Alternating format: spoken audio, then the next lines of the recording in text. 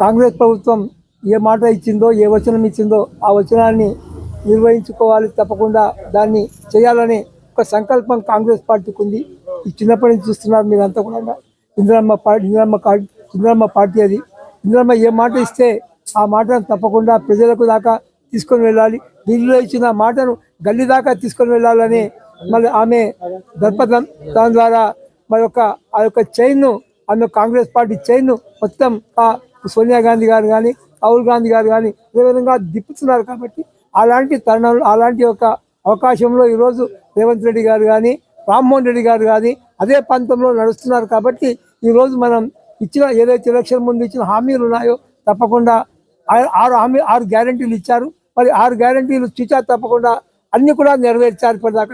ఇప్పటిదాకా మేము వచ్చింది 19 నెలలు అయింది ఇంతే కాంగ్రెస్ పార్టీ వచ్చి.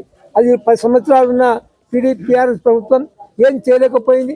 కాబట్టి ఈ కాంగ్రెస్ ప్రభుత్వం చూచా తప్పకుండా ప్రతి కార్యక్రమాన్ని కూడా నిర్వహిస్తుంది. ఇంకా ఇల్లు రావాలనుంది తప్పకుండా.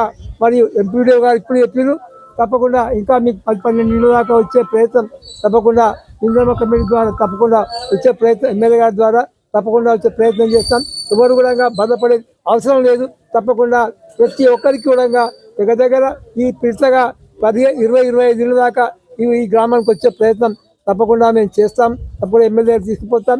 ఈ సంగతి చెప్తాం. ఎందుకంటే ఎమ్మెల్యే గారు రావాలి, కానీ ఆయనకు అనివార్య కారణాల వల్ల రాలేకపోయారు. కాబట్టి ఆయనకు ఒత్తిడి పని ఎక్కువ ఉంది. కాబట్టి అలాంటి యొక్క తనంలో మేమంతా కూడా వారికి సహకరించాలి. ఇప్పుడు స్థానిక సంస్థలు వస్తున్నాయి, సర్పంచ్ ఎలక్షన్స్ వస్తున్నాయి, గ్రామ వార్డు మెంబర్ సమస్యలు వస్తున్నాయి. కాబట్టి తప్పకుండా మీరు మనసులో ఉంచుకొని ఆ యొక్క విజయం, ఎందుకంటే ఇప్పుడు రామ్మోహన్ రెడ్డి గారికి సహాయం కావాలి. ఎందుకంటే ఆ ఊరు సర్పంచో వార్డు మెంబర్లో కాంగ్రెస్ పార్టీ వారు గెలిస్తే ఆయనకు తప్పకుండా సహకారం దొరుకుతుంది. ఆయన ద్వారా మీ ఊరికి సంక్షేమ కార్యక్రమాలు ఇంకా ఆయన 3 సంవత్సరాలు 4 సంవత్సరాల దాకా ఆయన ఎమ్మెల్యే